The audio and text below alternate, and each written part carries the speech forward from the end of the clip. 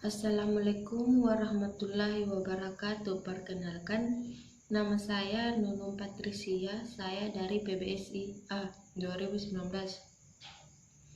NIM saya 195104045.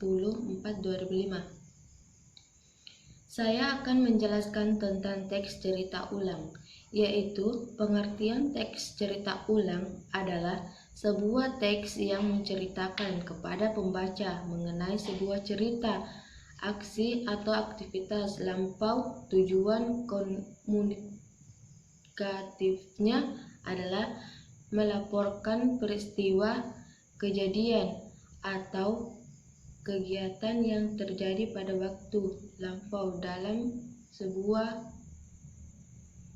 urutan secara kronologi untuk menghibur atau memberi informasi kepada pembaca.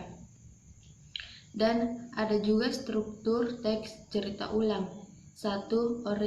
Orientasi pengenalan, yaitu memberi informasi tentang siapa, di mana, masa lampau, dan kapan peristiwa atau kegiatan terjadi di masa lampau.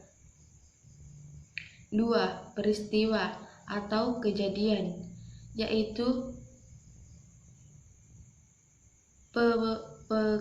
pekaman peristiwa yang terjadi yang biasa disampaikan dalam urutan kronologis, seperti pada hari pertama saya dan pada hari berikutnya saya, dan pada hari terakhir saya. Di bagian efektif ini juga biasa terdapat komentar pribadi tentang peristiwa atau kejadian yang diceritakan. 3. Reorientasi atau pengenalan. Terdapat pergaulan pengenalan yang ada di orientasi, penggunaan yang merangkum rentetan peristiwa terjadi, kegiatan yang diceritakannya.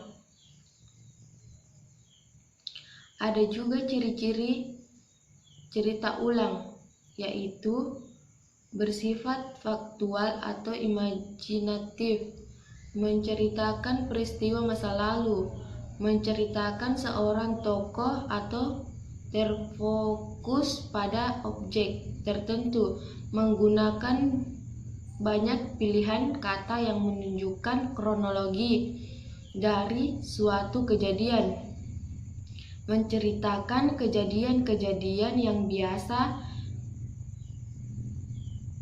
terjadi, menceritakan waktu dan tempat kejadian, disusun secara kronologis, memaparkan kesan dan kesimpulan pada akhir paragraf.